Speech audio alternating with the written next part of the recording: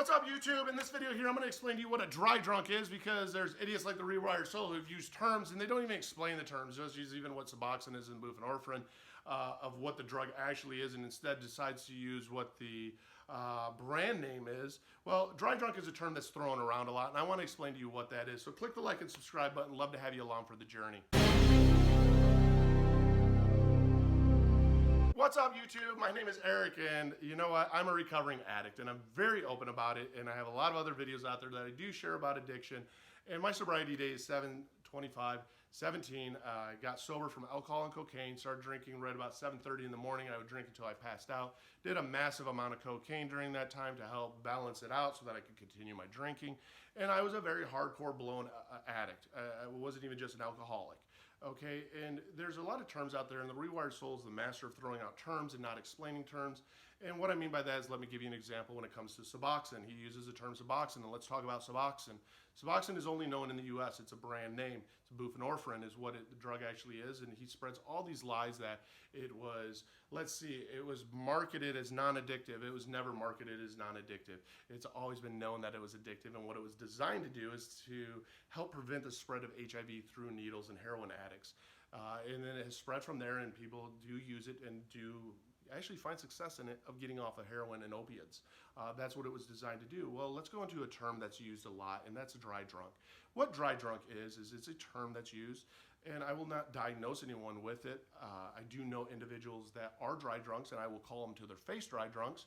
But again, even in this video won't do it. A dry drunk is this: somebody who has gotten sober that still has all of the attributes and personality that they had when they were actively using. What I mean by that is, anybody who gets sober, no matter how they get sober, I give you mad props. So sobriety, battle to sobriety is a challenge. It's one day at a time. You might do it through meetings, you might do it through rehab, you might do it through inpatient, you might do it through outpatient. There's so many different types of ways to get sober. You may even do it through a methadone clinic or Suboxone and tapering off of either opiates or heroin, no matter what it might be.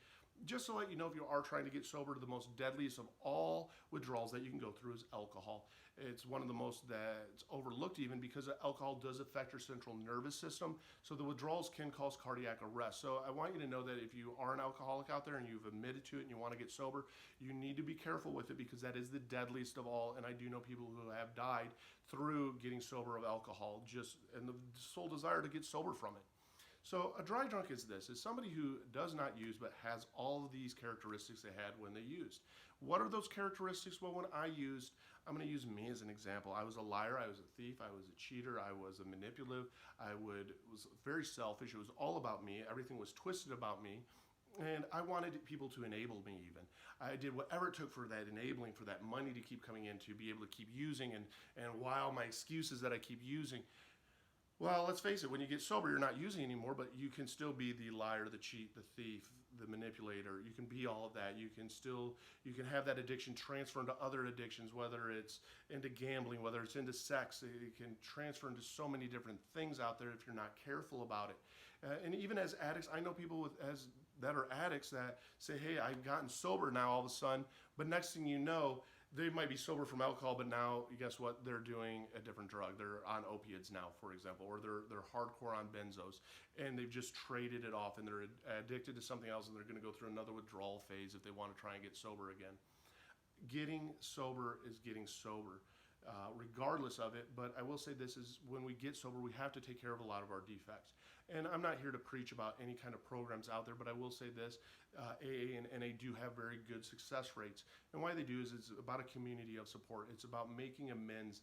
It's about owning our past and owning what we've done, and going through and apologizing to people, finding out what our defects were, of what were our triggers, of why did we want to use, what thriving purpose was it, because we deal with anxiety, maybe we need to get with a doctor on anxiety and depression and help battle through that, or is it because of PTSD? Was it because what happened maybe in our childhood that's caused us to use? We have to find out the reasons why and why we use, and then to find out healthy ways to not use. For me, I have a sobriety pond. It's a koi pond in my backyard that I built when I first got sober, because I had all this time on my hand. It's finding healthy activities to replace that addiction. It's making clear with everybody that we've hurt, that we are sorry, and then owning up for all of our mistakes. When we make a mistake, when we hurt somebody, when we lie to somebody, when we manipulate somebody, that we instantly own it and apologize and make it right as well as we can without hurting the other person. I mean, that's what getting sober is all about. That's what sobriety is all about, is owning what we've been through, owning our past, and not using our past as this weight on our shoulder, where a lot of dry drunks will end up having a lot of anger. They'll have a lot of rage. They have a lot of resentment. They're angry at the world. And it's because that maybe they have a lot that they're holding on to. They're still fighting those urges and those cravings. But that is what a dry drunk is. And there are people out there that are dry drunks, and that's why they came up with the term. Can you be sober, though? Yes, you can be sober any way that you get sober. Don't feel that you're ever pressured into anything. You know, nobody likes it when somebody is preaching when it comes to religion. Nobody likes religion forced down their throat. Just like nobody likes NA or AA forced down their throat. That's not the purpose of these programs. It's about attraction when it comes to getting sober. And that's what a lot of times some people will miss. And you know what? It forces people in some instances to get sober their own way. And you know what? They might hold on to a lot of stuff that they need to get off their shoulder and get off their back. But again, that is what a dry drunk is. That is what the definition terms of a dry drunk is. If you see somebody acting like that, you can always make your own assumptions. Again, it's never right to diagnose anybody. Again, being even dry drunk isn't a diagnosis. It's more of a terminology that's used when it comes to the sobriety community. But you know what? Be that productive person out there. Be that person that inspires others to get sober, because addiction is a battle. And you know, the Rewired Soul, I have such a challenge with when it comes to what he says, because he gives so much misinformation. I've had comments down below in my other videos where people have told me of people that have watched his videos, and next thing you know, they've stopped their therapy, they've stopped their medication. And let's face it, I'm not a doctor, I'm not a counselor, I'm none of that.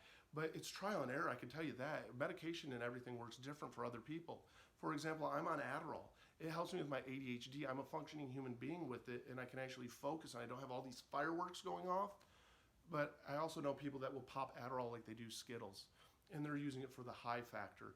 And that's where, when you enable an addict and you enable somebody that's in addiction, that I'm ADHD, let's face it, you can manipulate different situations, and addicts are the best manipulators there are. That next thing you know, you're prescribed a drug that's actually you're using it to get high off of. Again, it's a battle, and we have to be true to ourselves and own it ourselves. Nobody else can own it for us. You know, it's always a fear of anyone that's around us that we will relapse, because it is one day at a time, and we never know, and we never know when the next relapse might happen if we've ever have done relapse before. But I can tell you this, as somebody who has relapsed before, I know that it can happen any moment. And I know that it's something that I need to focus on, and I need to own everything. I need to let go of how I was and be a new person, and that you can change. And I do believe in people being able to change. If you want it bad enough, if you want to save your life, if you want to change your life, you can do it, and believe in yourself. Is it a struggle? Is it a battle? Abso-fucking-lutely it is. It's a battle one day at a time. It's finding that right support. I know people that have fired their sponsors. I know people that have went to different AA meetings. I know people that have went to antagonist AA meetings, or atheist AA meetings, I should say, where they don't have the God aspect to it, because let's face it, a lot of us don't want religion to cram down our throat. And it's not about religion. Maybe it's about having a higher power of some sort. But find the right program for you, no matter what it is, and don't give up. If you really want sobriety bad enough, it's a journey, it's a process. Don't give up. Comment even down below if you want somebody along with you on that journey, because I'm more than happy to be there for you. I know what it's like. I know what it's like to pick up those pieces and have to go back at it. I know what it's like to have that day one again. And being a dry drunk and carrying all that anger with you, I've done that before. I've gotten sober before without any kind of help or support, and I was angry, and I ended up relapsing, and I ended up becoming a drug user again, because I didn't have any foundation. I didn't know how to overcome these triggers. I didn't know what to do. And having people that have gotten sober with 20 years sobriety or 30 years sobriety help coach me along and help me through the hard times is what's gotten me sober this long now. And it's all about paying it forward and paying it back, because we got to give it away to keep it. Sobriety to me is everything. And I don't mean to make a bunch of videos and listing off the Rewired Soul, other than the sole fact that addiction has a huge place in my heart. I've lost a dear friend in January due to an overdose of heroin mixed with fentanyl. And it's one of those that we don't know who's going to OD next time. We don't know if that relapse is going to be the last relapse. And when people spread bad information or wrong information, or get people to the point that they're not attracted to even try it, that we risk the life of somebody out there, then we don't have the right to that. as even however you got sober, keep it to yourself. Don't force it down somebody else's throat. They have to want it bad enough. And the more that you force it, the more likely they are to end up relapsing, something to happen, because they got to want it themselves. I had to want it myself. No matter how much my wife begged me, my family begged me, anybody around me begged me to get sober, I wasn't going to do it for anybody except me. And is that selfish? No, but I, as an addict, had to do it for me. I had to get sober and want it that bad. That's what addiction is. It ruins and destroys lives, and the addict can want it that bad.